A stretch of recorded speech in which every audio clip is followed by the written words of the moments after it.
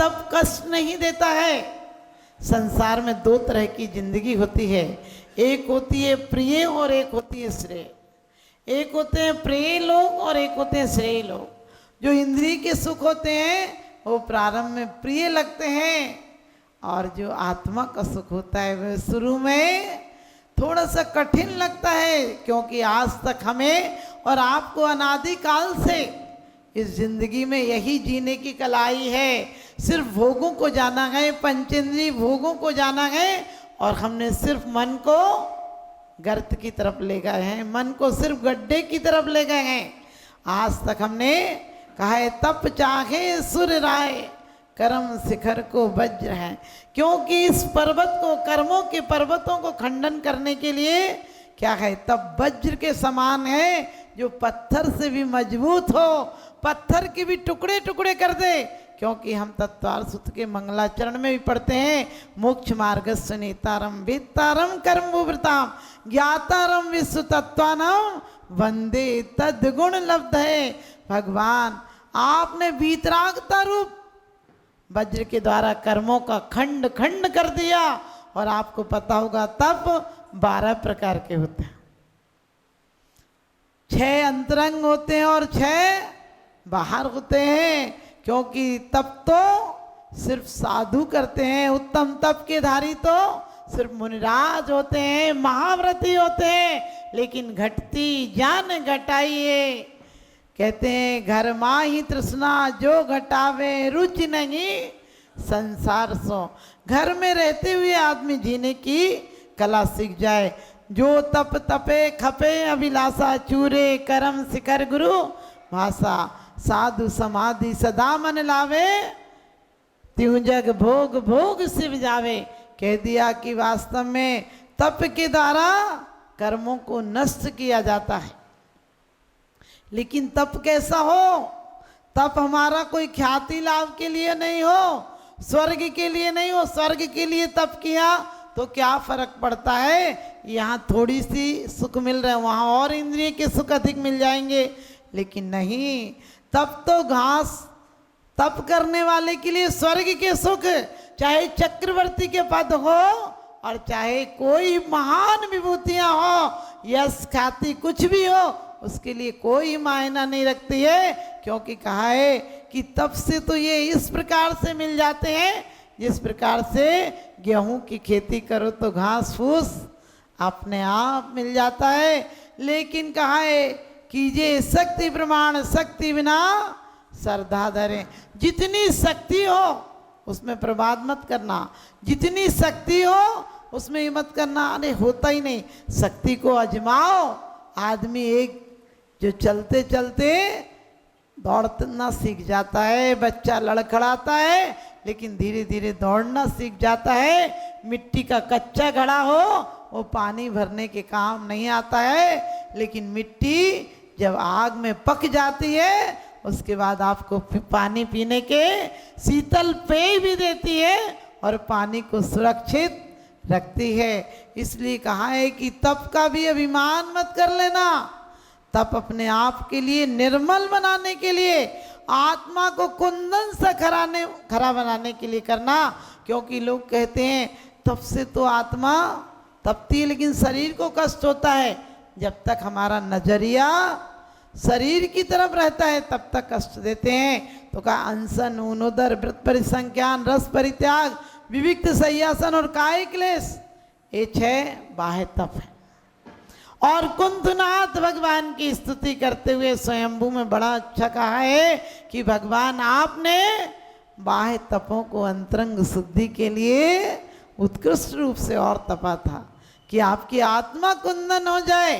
तो हम भी, आप लोग भी अनशन, ऊनोदर, व्रत परिसंख्यान तप के लिए नहीं करते हो, लेकिन क्या आप लोग भी तप नहीं करते हो? आप ये सब करते हो लेकिन उद्देश्य तप का नहीं होता है, आत्मा को कुंदन बनाने का नहीं होता है। क्योंकि मिथ्या दृष्टि को तो लगता है सोना जल रहा है। सुनार के यहाँ 16 ताव दिए जाते हैं तो वो सोचता है सोना जल रहा है। सच्चाई ये है सोना नहीं जलता है, जो किट कालमा होती है वो जलती है। सोना तो निखर के शुद्ध होकर सामने आ जाता है। इसी प्रकार से लोग कहते हैं घड़ा पक रहा है, लेकिन सच्चाई ये घड़ा मजबूत हो रहा है। घड़ा अपनी जिंदगी की सही प्रक्रिया को पा रहा है। कच्चा घड़ा 2 कौड़ी का नहीं होता है। किसी ने किसी साधु से जाकर कहा कि हमें आत्मा पवित्र कैसे हो, आत्मा शरीर वेद विज्ञान कैसे हो। उन्होंने कहा कि ये नारियल ले जाओ और इसकी सावधगिरी निकाल के लाओ। नारियल कच्चा था। वो बोला आप भी अजीब है, इसमें से सावधगिरी कैसे निकलेगी। अरे निकालेंगे तो टूटेगा ही नारियल, और गिरी भी टूट टूट कर निकलेगी। उस संत ने दूसरा नारियल दिया और कहने लगे इसमें से गिरी निकाल कर लाओ। वो सूखा नारियल था, उसमें से वो बोला ये तो निकल जाएगी, क्योंकि बज भी रही है, अंदर रहते हुए भी बज रही है। तो संत ने कहा बस यही बात है, जो राग का कच्चा नारियल है, अभी पका नहीं है, अभी तपा नहीं है, अभी अंदर के पानी को, राग के पानी को सुखाया नहीं है, तो साबत नहीं निकलेगा, टूट टूट के निकलेगा। इसी प्रकार से जिसने आत्मा को कुंदन सा नहीं बनाया है, जिसने वेद विज्ञान नहीं किया है, मनुष्य गति में शक्ति पाने के बाद भी अपनी शक्ति के अनुसार तप नहीं किया है, वह आखिरी टाइम में भी तड़फ तड़फ के प्राण निकलेंगे। तड़फ तड़फ के मतलब कभी किसी को तकलीफ हो तो तुम ये मत समझना कि वो तकलीफ में गया है, क्योंकि उपसर्ग और परिश्रय तो मुनिराजों को भी आ जाते हैं। महाव्याधियां तो सनत कुमार जैसे मुनि को हो जाती हैं, लेकिन जो त्यागी होते हैं, जो बीतरागी संत होते हैं, जो सच्चे तपस्वी होते हैं, देवताओं में चर्चा हो गई। देवता परीक्षा लेने आया और एक वैद्य बनकर आया और कहता है हर रोग का इलाज कर सकता हूँ। वो कहते हैं इस शरीर का नहीं, आत्मा को जो रोग लगा है उसका उपचार जानता हो तो तू बात कर। वो देवता था नतमस्तक हो गया कि धन्य है मुनि की चर्या कि इतनी महाव्याधि होने के बाद, असह्य रोग होने के बाद भी अपने शरीर की परवाह नहीं है। इतनी तपस्या तो सिर्फ मुनिराज ही कर सकते हैं। हम उन मुनियों की अनुमोदना भी कर सकते हैं। ध्यान रखना, कितने कितने दृष्टांत हैं। द्रौपदी आदि के जीव का आप सुनते हैं, रुक्मणी आदि के जीव का पूर्व जन्म में एक बार लक्ष्मीमती की पर्याय में, आप सबको पता होगा, मुनिराज का आगमन सुनकर द्रौपदी के जीव की बात आती है कि वन उत्सव को जा रही थी। अचानक पहले तो अदब इतनी थी कि बड़े लोग आप लोग चले जाओ, हम लोग चले जाएंगे। जैसे पता चला कि नगर में मुनिराज आने वाले हैं, छोटा भाई कहता है हम चले जा रहे हैं, मुनिराज का आहार करा देंगे। छोटी की पत्नी रूपवती बहुत सुंदर थी, उसको लगा मुझे जाना पड़ रहा है इनके साथ, मुनिराज नहीं आते तो मुझे लौटना नहीं पड़ता। कड़वी तुमड़ी का आहार दे दिया। एक नहीं, ऐसी बहुत सारे दृष्टांत हैं। सुगंध दशमी की कथा हो, द्रौपदी की कथा हो, और भी लक्ष्मीमती की, रुक्मणी आदि की कथा सारी एक सी है। आहार दे दिया, मुनिराज को तो समाधि हो गई, वो तो स्वर्ग पहुंच गए समता से प्राण तजे तो। और लोग जब भाई लौट कर आए तो दुख हुआ कि मुनिराज का इसके कारण ऐसा हो गया, और नगर से निकाल दिया। कोड़ी हो गई, नरक गई, उसके बाद गधी सूकरी ना जाने किस किस के पर्याय में गई है। और उसके बाद एक बार समाधि गुप्त मुनिराज तपस्या कर रहे थे, ध्यान में मग्न थे, और रात शमशान में ध्यान कर रहे थे। वहीं शमशान में दुर्गंधा नाम की वह काणा, जो कि जिसने मुनि को विष मिश्रित आहार दिया था, वो थी। जब दांत होते हैं तब दांत का एहसास नहीं होता है, दांत में दर्द हो जाए तो पूरे दिन दांत ही का एहसास होता है, आँख का एहसास नहीं होता है। जिस दिन आँख फूट जाएगी उस दिन तड़प तड़प के रोगे कि आँख थी तब मैंने कुछ अच्छा काम नहीं किया। पैर टूट जाए तब पैर का एहसास होता है। जिंदगी भर पैर का एहसास होता है क्या? जिंदगी भर पैर रहता है, पैर का एहसास नहीं होता है। जिस दिन पैर हाथ में फ्रैक्चर आ जाए, दांत टूट जाए, कोई कमर टूट जाए, फ्रैक्चर हो जाए तब पता चलता अरे थी और गई। आपको भी जिंदगी का एहसास नहीं होगा, आपकी हालत उस मछली की तरह होगी जो सागर में रहती है, तो सागर का एहसास नहीं होता है। जिस दिन कोई मछुआरा आकर तपती रेत पर फेंक देता है तब एहसास होता है कि अरे जो पानी था, जीवन था, वो गया, अब तो मौत सामने दिखती है। ऐसे ही हमें और आपको जिंदगी का एहसास उस समय होगा जब मौत सामने आकर खड़ी होगी। तो कहते हैं कि उसको भी लगा कि शायद इनसे कल्याण हो जाएगा, जानती नहीं थी, वैसी मछुआरन की लड़की थी, लेकिन रात भर मुनिराज के पास शमशान की लाके अग्नि आसपास जलाती रही कि आँच लगेगी इन्हें भक्ति से। अब आप कहोगे मुनिराज के पास स्त्री, अरे मुनिराज ध्यान में थे, उन्हें क्या पता, हमें आपको रागियों को स्त्री दिखती है, और वरना स्त्री में है ऐसा क्या? स्त्री माँ भी होती है, बहन भी होती है, बेटी भी होती है, भांजी भी होती है, लेकिन जहाँ राग होता है वहाँ पत्नी होती है। तो मुनिराज तो ध्यान में ही लीन थे, उन्हें कुछ ज्ञात नहीं था। जब सुबह ध्यान टूटा तो मुनिराज पूछते हैं और लक्ष्मीमती ठीक हो? तो वो कहती लक्ष्मीमती नहीं, मेरा नाम तो काणा है।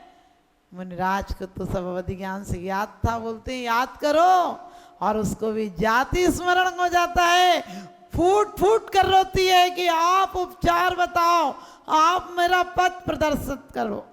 और मुनिराज कहते हैं कि व्रतों को लो, और व्रतों को लेकर धीरे धीरे विकास करती है, उस जन्म में अणुव्रत लेती है, फिर अगले भव में भी दुर्गंध शरीर से आती है, उसके बाद फिर व्रत लेती है, फिर राजा की कन्या होती है, उसके बाद भी शरीर से दुर्गंध नहीं जाती है। और आपको पता होगा विवाह नहीं होता है, राजा ने किसी कैदी को मुक्त करा के विवाह कर दिया, वो भी भाग गया, और उसके बाद जाकर आरिकाएं आहार करने आई थी, उनसे धर्मोपदेश सुनकर उनके साथ हो जाती है और दीक्षा ले लेती है, इतना पुण्य कमाती है कि द्रौपदी हो जाती है। लेकिन ध्यान रखना, एक एक नहीं, रुक्मणी आदि की भी ऐसी ही कहानियां हैं। जितनी महापुरुष हुए हैं उनके इतिहास को उठाकर ऐसे ही मत पढ़ लिया करो, उन्हें पढ़ा करो कि तप नहीं कर पाओ तो कम से कम तपस्वियों की निंदा आलोचना मत करना। कोई कहे तो अपने कान बंद कर लेना, लेकिन तपस्वियों की निंदा मत सुनना। कोई कमी हो तो ये सोचना जब हम साधु बनेंगे तो ऐसी कमी नहीं लाएंगे। आपको बारिशण की घटना मालूम होगी कि पुष्पडाल कानी पत्नी को याद करता रहा, लेकिन उन्होंने नफरत नहीं की, अपनी 32 रानियों को बुलाया। चेलना तो घबरा गई, क्या बात है, लेकिन वो इसलिए कि उनका स्थितिकरण करना था। उन्हें ज्ञात हुआ कि ये 32 छोड़कर चले गए, मैं कहानी के पीछे पड़ा हूं। आप समझ गए, ऐसे भवदेव भूदेव की भी कहानी आती है कि बड़े भाई के कहने से दीक्षा ले ली, लेकिन बाद में पत्नी को याद करते रहे, और कुछ साल बाद अपने गांव में पत्नी की याद में लौटे, और किसी से पूछते हैं कि यहाँ वो ऐसे से रहती थी, तो वही पत्नी औरत समझ गई कि अपनी पत्नी को याद कर रहे हैं, और वो कहती अभी ला रही हूँ बुलाकर। और पत्नी आती तो कहती जिस दिन आप छोड़ के गए थे उसी दिन मैंने साध्वी सन्यासी का रूप ले लिया, और आप कैसे हैं? छोटे से बच्चे को, किसी के बच्चे को गोद में लाई थी, वो बच्चा बमन मुंह में दे लेता है, तो वो कहते मुनिराज देखो बच्चा कैसा ज्ञानी है। तो वो कहती आप अपने आप भी देखो, आप छोड़ चुके हैं, फिर याद आ रही है आपको पत्नी, और वो सच्चे साधु बन जाते हैं, भावों में परिवर्तन आ जाता है। तो पता नहीं चलता है कब जीव कौन सुधर जाए और कौन कल्याण कर जाए, और हम और आप ऐसे ही। तो आप ध्यान रखना, साच बराबर तप नहीं, झूठ बराबर पाप, क्योंकि तप उसको कहते हैं जो आपको कुंदन बना दे, सही मार्ग पर चला दे। तो 12 प्रकार के तप होते हैं। आप लोग भी तप करते हो, अनशन, कभी गुस्से में आकर खाना छोड़ देते हो, लेकिन वो तप मत समझ लेना, वो लंघन है, वो भूखे मरना है। क्योंकि यहाँ तो आत्मा को कुंदन बनाने के लिए साइंस कहती है, किर्लियान, रूस का किर्लियान कहता है कि शरीर एक्स्ट्रा भोजन रखता है। आपने देखा होगा उपवास में लोग कमजोर हो जाते हैं, क्योंकि जो शरीर पुष्ट कर रहा था शरीर को खाने के द्वारा, जब खाना छोड़ देते हो तो आपका शरीर से ही एक्स्ट्रा एनर्जी है वो खाने लगता है। हमारे शरीर में 700 पॉइंट हैं, और 700 पॉइंट एक एक पॉइंट पर 100 पॉइंटों को कवर करते हैं। अभी डॉकोकॉन करके रूस का वैज्ञानिक है, उसने परीक्षण किया गया, आदमी को यंत्र के अंदर रख देता है, ऐसा यंत्र बनाया है, और उसके हमारे जहाँ जहाँ एक्यूपंक्चर जो पद्धति है वो क्या है, पॉइंटों को प्रभावित करने की पद्धति है। और कहते हैं एक्यूपंक्चर के द्वारा वो 700 पॉइंटों से हम मशीन में रख देता है, और हमारे शरीर की ऊर्जा 700 बल्बों को चालू कर देती है। उसमें छोटे छोटे बल्ब लगा रखे हैं, 700 बल्बों को जला देती है। आप सोचो हमारे अंदर कितनी ऊर्जा है, लेकिन यही ऊर्जा अधोगामी बन जाती है तो दुर्गति में ले जाती है, और ऊर्ध्वगामी बन जाए यानी आत्मा के परिणामों को विशुद्ध बनाने के लिए जब अनशन किया जाता है, शरीर की क्षमता को देखने के लिए कि शरीर में कितनी क्षमता है, तो वही तप बनकर आपकी आत्मा को पवित्र कर देता है।